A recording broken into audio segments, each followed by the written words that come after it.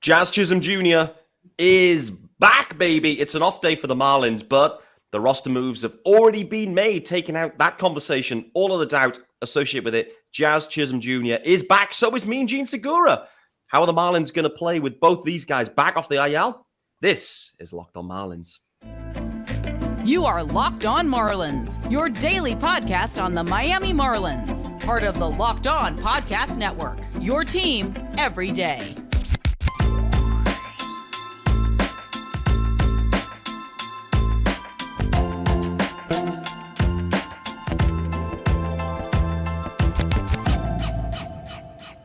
Greetings from England. Welcome to Locked on Marlins. This, of course, is your daily Marlins podcast. I'm your host, Peter Pratt. Hit me up on Twitter, of course, at Miami Marlins _UK. If you are listening to the pod, of course, hit subscribe. This is your team every day, and thanks for making Locked on Marlins your first listen of the day. Hopefully, this is your first listen, and it is an emergency podcast, kind of. So we are hitting it. Guys, there is a YouTube channel too. Head on over there, hit subscribe also. Locked on Marlins, of course, on the YouTube. Hit subscribe. We're trending. We need to get to 1,000 subs. Rapido. We need to get to 1,000 subs before the All-Star break. Can we make it? All I'm asking is for you guys to head on over there, hit subscribe. Guys, it's a Monday. And you know what that means. The guys that aren't watching and don't have the graphics to help them, you know what it means. The UK GOAT, Sean Barrett, is in the house. Sean, what a weekend of baseball in London. How are we doing, brother? I'm doing well, Pete. Yeah, that was a very enjoyable weekend. On watching the games, after the games, before the games, baby. And then a nice little series by the Marlins to boot. It's I've had a lot of fun this weekend. Really have. It has been fun-filled. It's been expensive. I had to look at my bank transfers and transactions. It was long, but it was worth it. Absolutely worth it. Scale of 1 to 10, mate. How would you rate the overall experience that you had there, London series in 2023? It was a solid 9. I think if it were a couple of degrees cooler in that stadium, and yeah, that would be the full 10. Yeah, no doubt. I struggled to see how I can't give it a 10. I just had an absolutely blazing weekend. Me and Tara, we just absolutely loved it. So good, so great to meet so many people that we engage with on Twitter. And I guess you're part of that, Sean. What we realized when we were like heading down, we're like, actually, we haven't seen each other in person since the last game of 2021. So we were overdue as well. Alan Witt's the same. We were together for that last game of 2021. Finally get together in person again, which was great. Great to meet the former host of Locked on Marlins as well, Aram Layden. Great to see him. Mark Luino as well from the Mets Up podcast. Tons of the UK guys, the UK community. It was just a showcase. And to me, like, you know, the UK, there's a market there. And what I want to see MLB do is commit to the UK, much like they did with the NFL. Commit to the UK, get this just locked in, where these games, it's just like, it's in the calendar, it's locked in. I know they're back for next year, but then they're going to Paris, then they're back to London. No mess in MLB. Just lock it into London, build around it, and you'll see the game continue to grow. Stunning weekend, no doubt about it. But we must turn the page. We are not Locked on Cubs or Locked on Cardinals, so we will not get into the games themselves. We need to get into some emergency news, mate, because just as we're about to hit this, the rundown would have said, Jazz probably back. Who will go down? That will be the discussion point. We now don't need to have that discussion. Jazz Chisholm Jr., after what has been about 6 weeks, is finally back. It feels a very timely boost for the Marlins, to be honest with you, to get Jazz back in what becomes a more tricky stretch of games for them.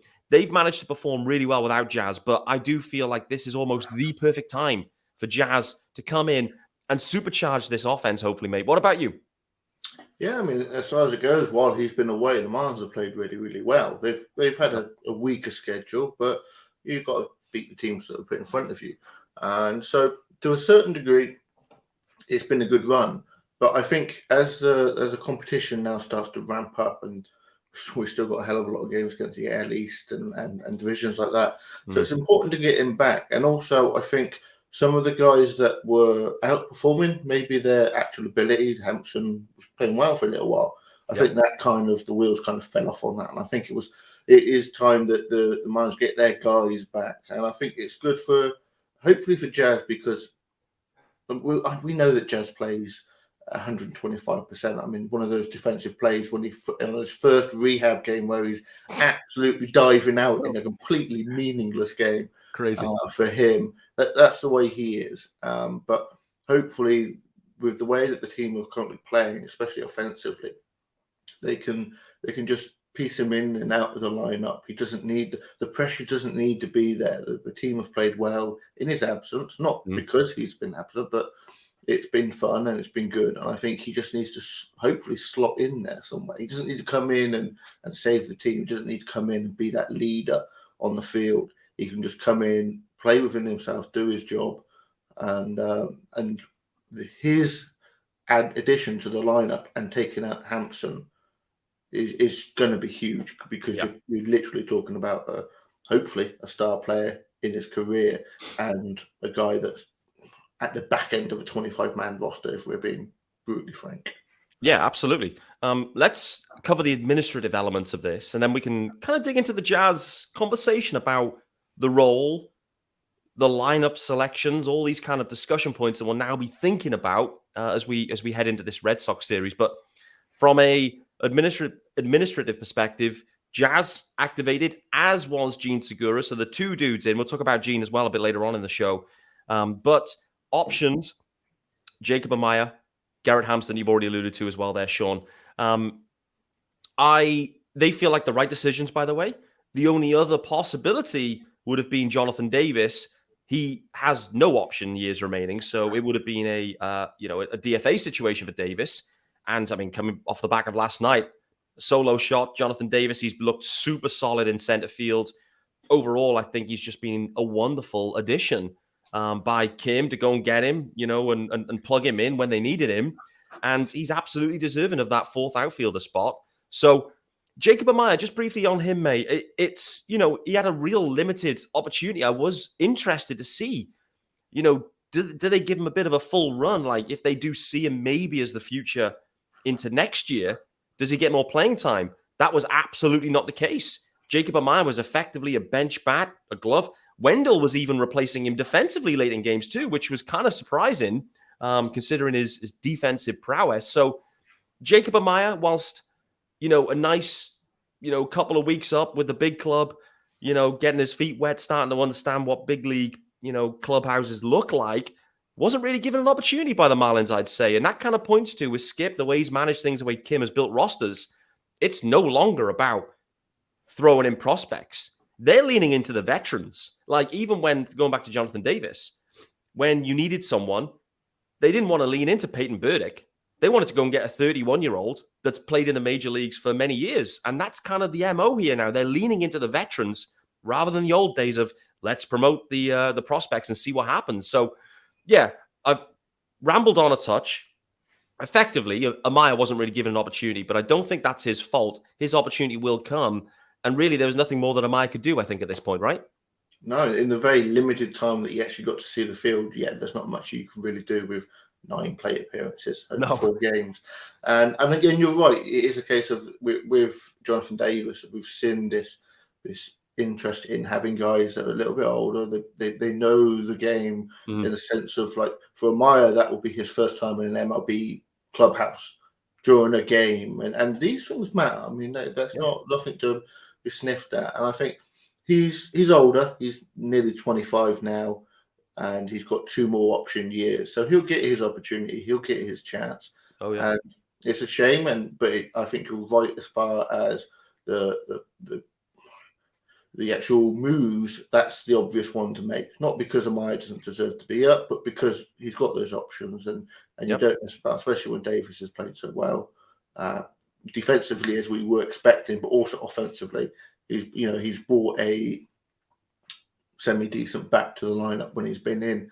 And so I think those moves were the obvious moves. But for me, Hampson, I'm glad to see the back of, to be honest. Yeah. Amaya, I think, is a bit of a shame. But it'll be interesting to see how that experience has affected him, whether he goes back down and carries on playing, because he was playing well down in AAA. He was. And deserved his opportunity. But I think he'll be back. I think he'll be back this year, just the way baseball works with injuries. And hopefully next time he comes up, he'll get a bit more of a shot. He'll have a bit more of an understanding of where he is and what he needs to be doing day to day. Because again, the scheduling stuff matters to a player. We forget sometimes when we look at stats; these are humans, and they have emotions. And so, yeah, I'll look forward to seeing him come back, but also see what he does down in AAA once he returns. Yeah, me too. It's interesting, right? Where you get like boosted up to the big league clubhouse, you see what it really looks like, and all of a sudden, and maybe he was feeling like relatively comfortable too. Like he definitely, it wasn't a shocking experience. Like, I mean, after his first game, I think he'd accrued more WAR than Miguel Rojas in the season combined. So, it wasn't a flame out experience. It's just the fact that the Marlins are in the hunt and they're prioritizing giving at bats to the guys that they think can help them win immediately, like win now situation and decisions. It's not like, hey, let's just audition Amaya in the middle of a stretch of games where the Marlins need to win the games. So it's definitely a mindset shift, and it's a mindset shift for us as fans because we haven't experienced that for some time. Because historically, it'd be like, okay, Amaya's coming up, and actually, we're going to give him a ton of playing time and just see what he's got. That is not the situation here. What about Garrett Hampson as well? I do get the sense that, like, if anything happens to anyone in any other position in the course of the next few weeks, months, whatever it might be, I do get the sense that Garrett Hampson will likely be the next man up again. He's like the super util, but he's going to be sat in AAA for a few weeks. Just if anyone goes down in any spot, Hampson will be the guy up, I think. What about you? Yeah, it's a case of you can pencil him in everywhere. He's got the Bertie role, as it were. So the Marlins running with two of them. But yeah, that multi-eligibility, that guy that you can just go with. Look, if it were Maya, I'd like to see Maya play shortstop every time he's on the field. That's his position. That's what you want him to learn. That's what you want him to become. Hampson is just that extra body on the lineup that you put. You bat him 7, 8, 9. You put him in to give a guy a blow. He is literally there as a backup, a literal backup wherever you need him. And might sound like a slight on him, but there are there's a man like that on every single roster. They are required, and they make a pretty good living doing it. So he'll be floating up and down, but you never feel overly excited to see him in the lineup. But he's absolutely required because, as you're right, you don't want to see a situation where you're bringing up a 19-year-old Jose Devers who just isn't ready to come up, doesn't know what he's doing, and isn't prepared for it. And you're burning through a prospect's options before they're ready. Hampson's that buffer that allows you just to use and abuse him, send him up, send him down, and he'll do a professional job each and every time. Absolutely. Let me ask you this final one, then we'll hit the ad. Let's say Joey Wendell goes down, has to hit the IL. Would you then go with Amaya in that situation over Hampson, or would you just expect Hampson, irrespective, would be the next call up? So Wendell, starting shortstop, he goes down. Where would you go, and where actually do you think the Marlins would go if there's any difference in that? See, while Bertie's on the lineup, I would like to see Amaya come up personally. Right. What Hampson gives you is that if you need not necessarily him at third base, but you need Bertie to start every now and then at third base, then you need that other util guy. Yeah. So it depends. Do you want to just pencil in Amaya every single day? Not every single day, but you get what I mean, at shortstop and use Bertie again in that relief role, or do you want to use Bertie in starting lineup and use Hampson? So it depends on how the team feels, and if it's a longer term absence, then maybe you go Hampson just because you give yourself that extra flexibility. Give Skip an extra player to play around with. Like, let's not forget, as well as he's done, he's a rookie manager, and giving him all these different options of being able to create a lineup and have that flexibility and give this guy a blow and this guy a blow. It works and it is valuable. And for me, Amaya, I think Amaya is one of those guys that will come in next year in spring training, try and compete for a role. I'd hope that the team do a better job of filling that spot in the lineup, or at least add some competition to that. But for Amaya, this is, as is always the case with a Marlins lineup, any guy that's relatively young and inexposed to the majors, every spring training has an opportunity to go and compete and win a role. And we've seen plenty of that already this year. Yeah, absolutely. I'm very intrigued to see what happens next year with the shortstop position. They've got so many of them at AAA, and let's not forget as well, their number one prospect in the next week or so will default potentially become Khalil Watson, who is a shortstop, and the Marlins will be. And this is why it's interesting, the shortstop position, where they if they still project Khalil Watson highly, he's still young, obviously, but let's say he's 2 years away, so they wouldn't want to go and find a way they end up blocking Khalil Watson if they see him as an everyday shortstop. So there's decisions to make there. They're going to hope that one of Amaya, Groshans, probably a few others I'm forgetting, that like one of them hits. Xavier Edwards as well, of course, who's had a time up as well. So yeah, wait to see. I'm intrigued. But these moves did not shock me. Just to kind of round up there on the administrative piece here: Jazz, Gene Segura, both activated. Jacob Amaya, Garrett Hampson optioned, and so the Marlins are injecting some significant juice into the offense, let's say, before this Red Sox series. Let's talk about our good friends over at eBay Motors, and then we will carry on the conversation. I wanted to ask about Jazz Chisholm and his role, and equally Gene Segura in his role, whether he should still have an everyday role. So that's going to be a discussion. We also have to talk about Eury Perez, who right now is doing insane things. So we're going to dig into that. But as I mentioned, this episode is brought to you by our good friends over at eBay Motors. And for a championship team, it's all about making sure every player is a perfect fit. It's the same when it comes to your vehicle. Every part needs to fit just right. So the next time you need parts and accessories, head to eBay Motors. And with eBay Guaranteed Fit, you can be sure every part you need fits right the first time around. Just add your ride to my garage and look for the green check to know the part will fit, or your money back. Because just like in sports, confidence is the name of the game. And when you shop on eBay Motors, you've got 122 million parts to choose from, stunning catalog. You'll be back in the game in no time. After all, it's easy to bring home a win when the right parts are guaranteed. You can get the right parts, the right fit, and the right prices on ebaymotors.com. Let's ride! eBay Guaranteed Fit only available to U.S. customers. Eligible items only. Exclusions do apply. All right, Sean, the topic, one of the main topics right now is Jazz is back, which is great. How do the Marlins reintroduce Jazz into this? Because let's not forget, start of the year, clean up Jazz. He then went to Twitter and said, listen, I'm not a cleanup hitter. I'm a fast guy that's hitting in the fourth spot at the moment. The Marlins then flipped the script, got him in the leadoff spot. It's fair to say, since he's been down, Luis Arias and Jorge Soler in that 1-2 spot have been stunning.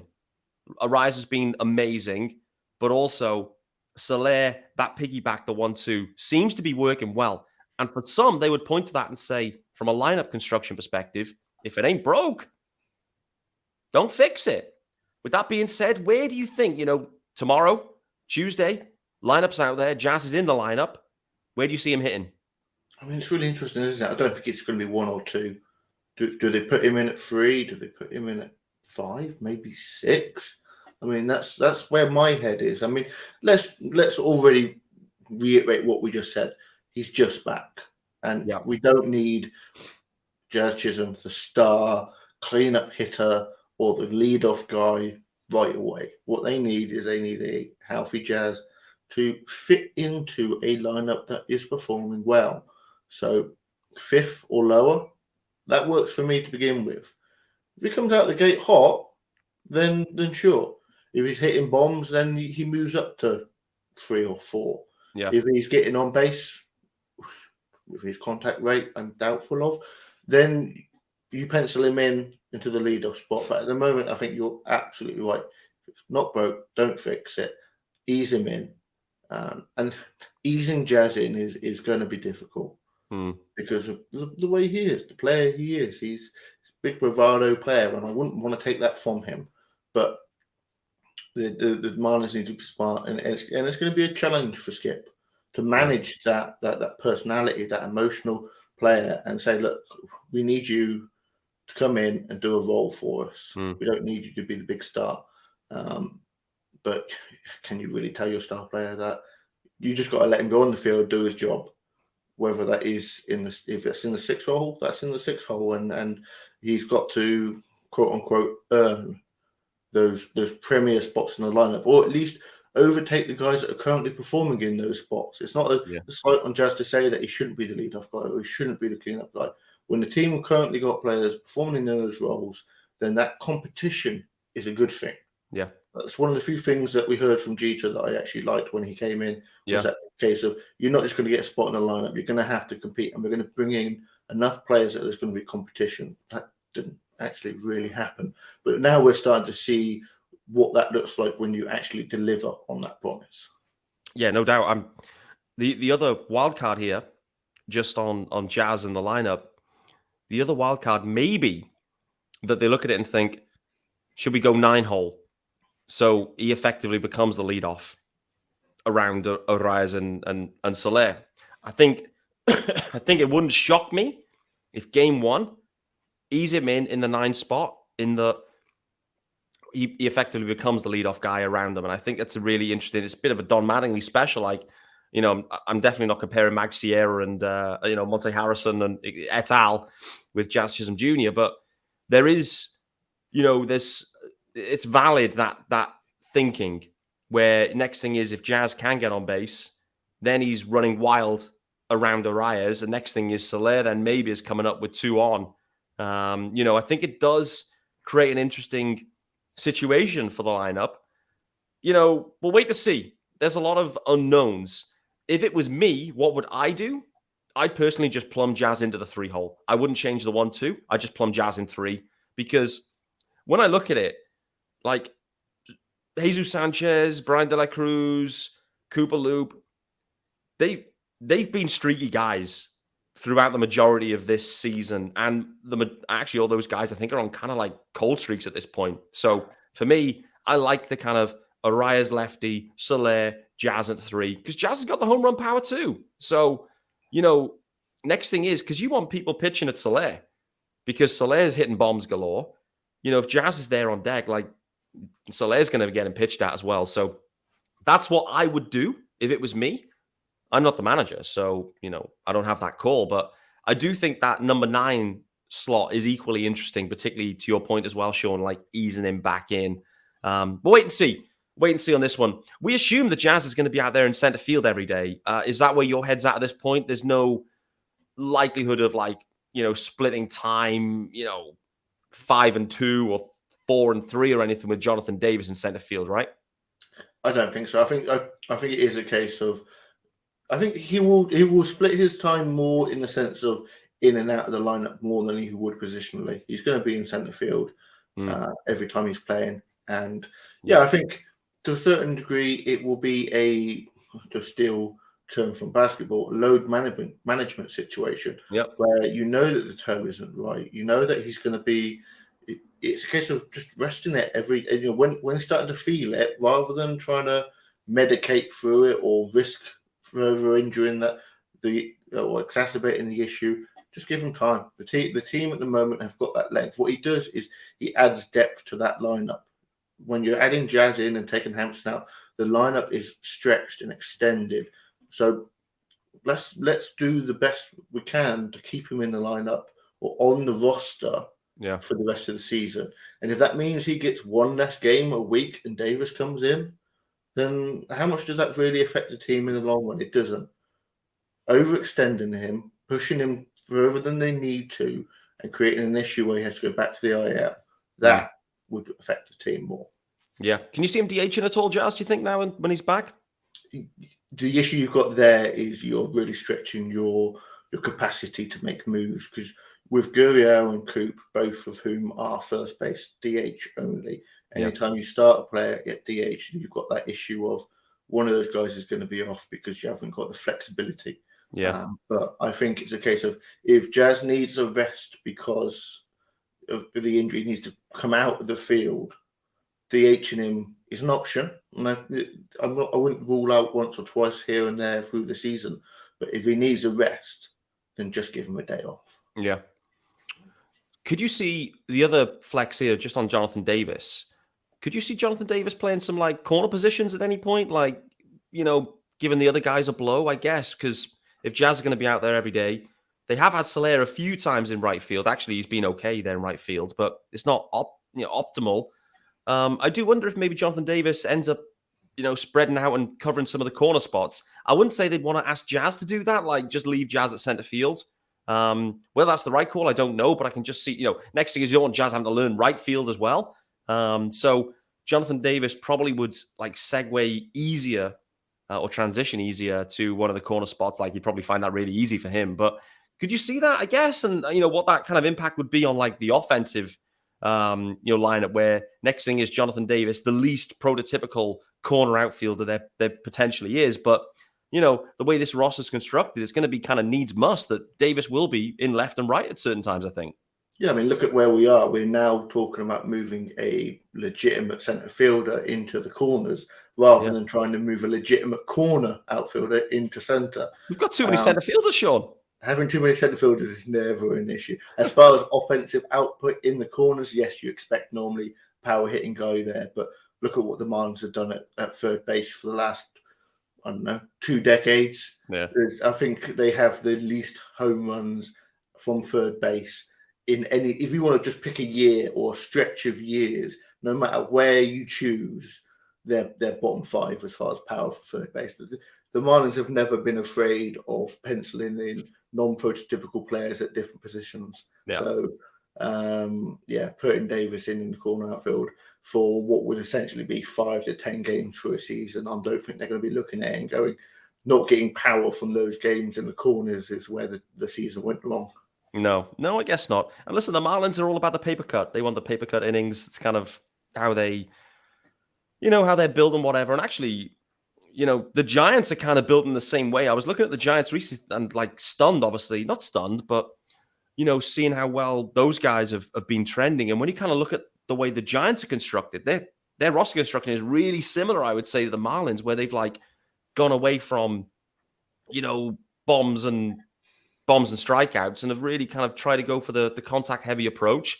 They've got a nice rotation too. Like Giants and Marlins are pretty similar, and actually both of them are trending this year. The rule changes have been made. Kim was on the front foot with that, trying to leverage that. I do wonder if actually like roster construction as we move forward starts to kind of change a tad. So after, these teams are seeing this, early success as it is in 23 for both the Marlins and Giants, albeit I know like Craig Mish early on was calling out to say the Giants are the potentially the worst team he's ever seen. And then they've gone on a run, but wait to see. Running long on time, which isn't a surprise because we haven't spoken on a pod anyway for a few days. So there's tons to get into. Let's talk about Johnny Cueto, mate, because for me, this is one of the most topical conversations right now for the Marlins and for us Marlins fans. The reason it's topical is because they have to make a decision pretty soon. Your rehab assignment is a max 30 days.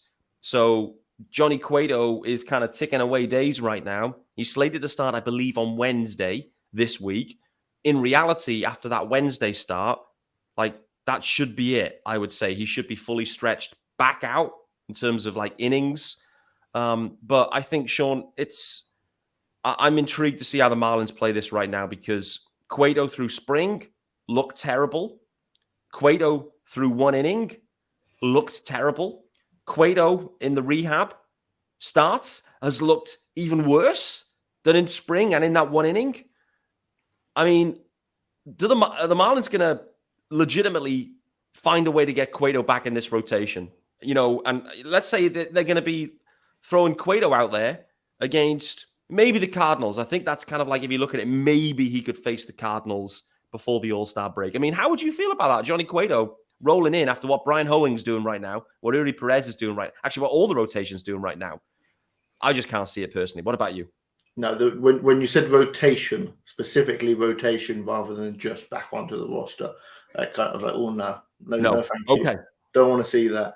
I think he comes up, if there isn't suddenly a phantom twinge in the shoulder and he has to go back onto the IL. But the team's got a decision to make here. Is a case of if they bring him up just because he's owed this money and have him put up a 8 or 9 ERA, getting blown up, blowing games specifically, or ruining games specifically. Like if he comes up and does a long man roll and twirls and in here and 2 and a third there. He doesn't need to be lights out, does he? He just needs to come in and eat innings. This is now, in my eyes, his role. Come up, and when we need a guy to eat innings, that's your role. It's not interesting. It's not sexy. He won't enjoy it. But his performance so far, since we've seen him in the Marlins jersey, since he came on with his flag wrapped around his shoulders, that was his highlight as a Marlins player. And I don't think he will perform at a level that will exceed that being his highlight in a Marlins jersey.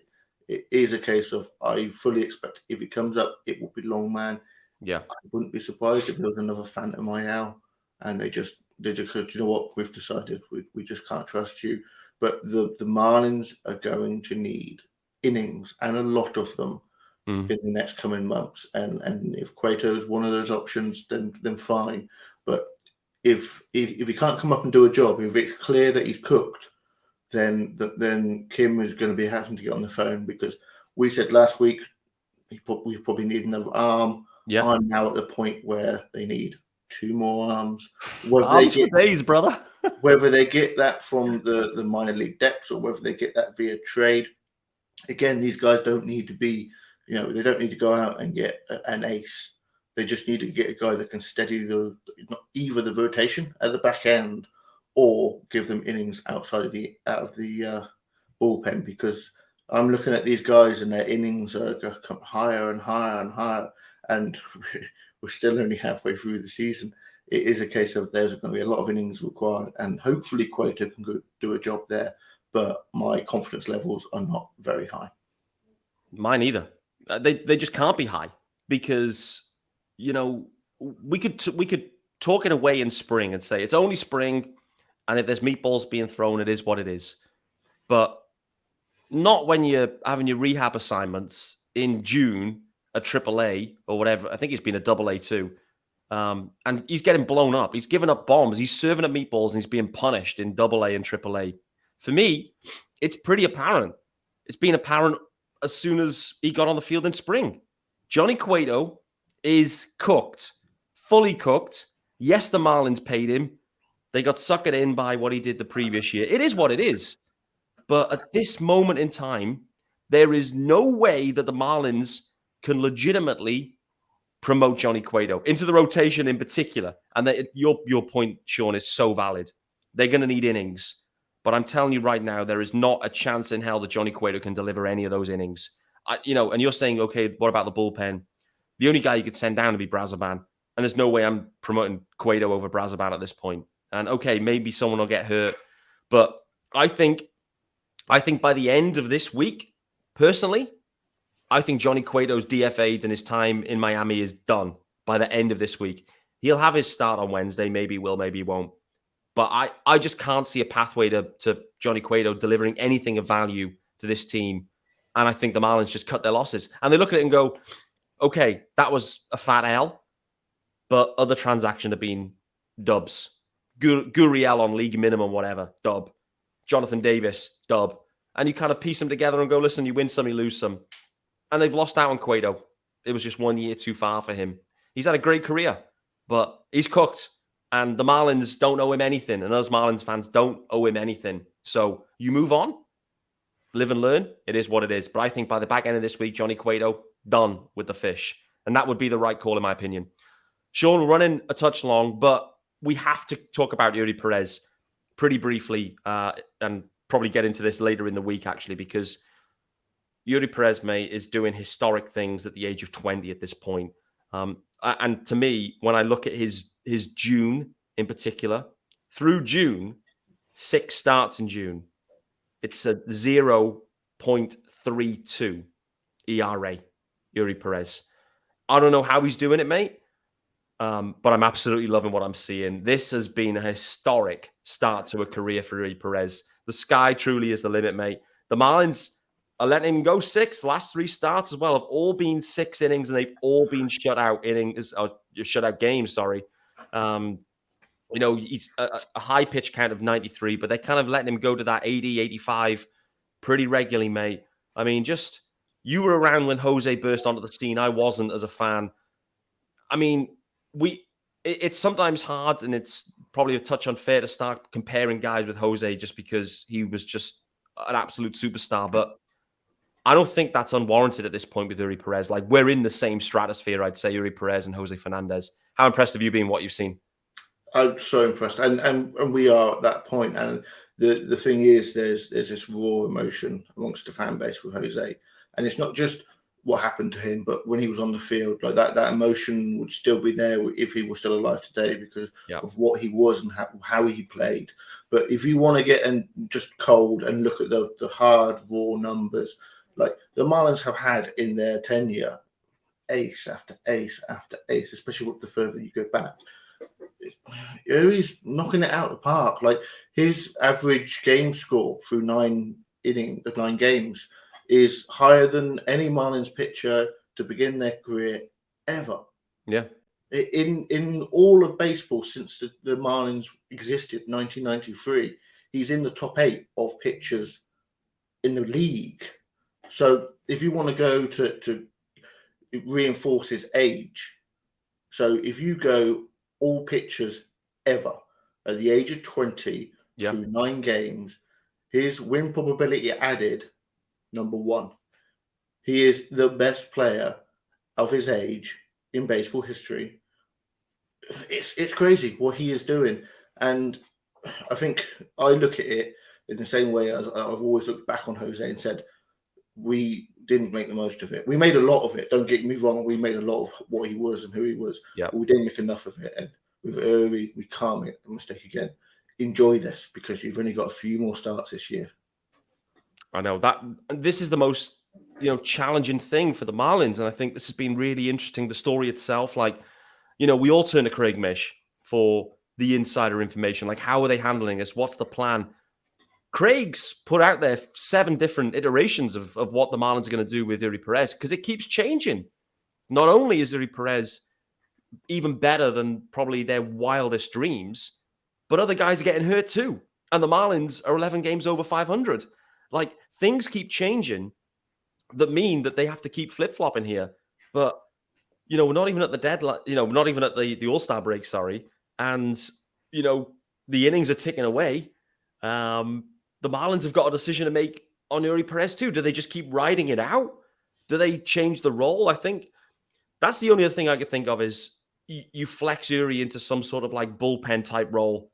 Keep him with the big club. He's obviously a big part of that clubhouse too. Like, I love seeing Eury Perez celebrations when the Marlins are putting up dubs and runs and everything. But maybe you flex him into the bullpen kind of role. A couple of innings, 2 innings, 3 innings here, there, and everywhere, and you just keep him with the team and try to kind of maybe piggyback him with Brazoban. It ends up like Eury Perez and Brazoban, like those guys every 5th day, whatever it might be, or every 6th day. I don't know. Like, the Marlins have got a conundrum here. They've got an arm they need to protect for the future, to your point, but they are bang live this season, and they're running out of arms. So this is a really tricky situation. Really, really tricky, mate. But overall, Eury Perez, I mean, I saw it in the first couple of starts, to be honest with you. That's why I've been pumping the All-Star hype train. Like, I know I was hyping that up earlier, but that's a legitimate conversation now. Could Eury Perez be an All-Star for the Marlins this year? I don't think it'd be too wild if he was an All-Star for the NL, mate. And just how wild would that be? At 20 years of age, it would be absolutely mind-blowing. But he deserves it, I think. What about you? Yeah, I mean, it is a case of his talent deserves it. Yeah. Whether or not he puts up the number, he's putting up the numbers, but is he putting up enough of a sample size? Yeah. I think, when he first came up, we all saw it. We all saw how electric he was and how good he was. But we saw that with Sixto when he first came up, and we were all getting hyped and excited. And then look at where we are now. So, oh man, I tried to sort of like hold off on my expectations and hope because it can be tough sometimes, but. Now, so far through the games, and as you said, he's going 6 now, so he's even stretched out to that point. And with all the questions going on, in his head, he's thinking, am I going to be down at AAA soon? Is that going to be the end of my season? Am I going to the bullpen? But he comes in every 5 days and just delivers. He is amazing. He has worked through, not struggles, but having that nagging doubt, that nagging question of what is going to be my role going through the year. And he's just going out there, lighting it up, smile on his face, loving life right now. And who could blame him? Absolutely. Just on that point, by the way, I've never understood the idea of sending him back down to AAA to use innings there. Like, I'm all for managing his innings by changing the role a touch and protecting him of going, listen, you've only got 3 innings max for a stretch. But I just don't understand the idea of pumping him down to AAA, 1 start a week, and just wasting bullets. They need to be big league innings with Eury Perez the rest of the year. I don't want to see anything at AAA. There's no point. None. So I hope that doesn't happen. But that was seemingly what was about to happen. And then Trevor, we get the news, actually, this shoulder, this lat, actually is a tear. Some sort of slight tear in the lat. Doesn't sound good for Trevor. Edward Cabrera's still not throwing. Sixto Sanchez hasn't been throwing since 2020. Max Meyer's starting to throw a bit, seemingly, but, still some way off. The Marlins need some arms. They do. And, what I have to say and tip my cap on, and we're going to kind of round the episode up here because we've gone 40 minutes, guys, but there's a lot to cover. And actually, this is going to spill into tomorrow's episode, I think, as well. But we have to tip our cap as well to Brian Hoeing, mate. Brian Hoeing asked to step up. And, with Edward Cabrera going down, and Hoeing has been absolutely lights out. I think he had a no-hitter going through 5. He's not fully stretched out, so we never had the opportunity to kind of, pitch that, to its end. But, mate, 9 innings of work from Hoeing in the last week, and all scoreless innings. Brian Hoeing has really stepped up, and to me, looks a legit starter at this point. How have the Marlins done this again? I have no idea. Look, the numbers don't light you up, the K per 9, the walk per 9, but they're serviceable number 5 in the rotation numbers. Absolutely. I tend to try and spoil things, don't I? When a guy's hitting hot, I'll tell you his BABIP's high. When a guy's pitching well, I'll tell you that it's not going to work out. His xERA and his FIP are a full run higher. Uh-oh. But that still puts it at 3.5. Yeah. Like, I mean, there are people out there throwing out aces with higher numbers than that. Like the guys, the Marlins are one of them. Yeah, exactly. The guy's not going to light it up, but he's going to give the Marlins competitive innings, and he's got. We spoke pre-pod.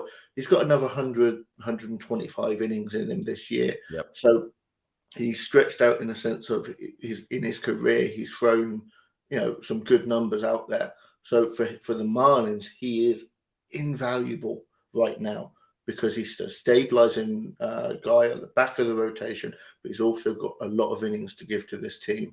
And who on earth would have thought a Marlins playoff run would be stabilized by Hoeing? Not me, that's for sure.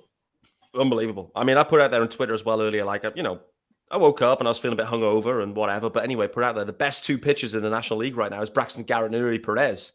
That's 2023 baseball for you right there, mate. I mean, I wouldn't have projected either of those situations occurring. And then I guess we have to say Brian Hoeing might be the 3rd best NL pitcher at this point. Like, he's absolutely on fire.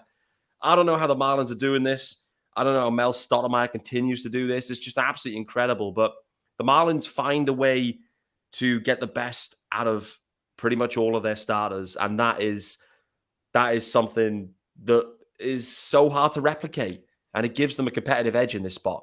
With that being said, thanks for making Locked On Marlins your first listen of the day, guys. It was a long one. I appreciate the UK GOAT, Sean Barrett, hopping on. I think he's probably as hungover and as tired as me, but it was absolutely worth it in the London series. However, the Marlins with a 2-city road trip starting on Tuesday, Red Sox, and then the Braves. It's going to be a real test for the Marlins in these 2 series. Their record in Boston is not good either. It has not been an easy ballpark for them. So it's going to be an early test of the week. Sandy Alcantara going in game 1. He's also going to be facing the Braves as well on this road trip. So this, for me, in this week, is the moment where Sandy flips the script. I can feel it. I can feel 2 massive starts from Sandy, and I can see 2 fat dubs from Sandy this week. Guys, we're going to dig into more of that tomorrow, pre-game, ahead of game 1. But until then, hope you've enjoyed this episode. I'll see you tomorrow.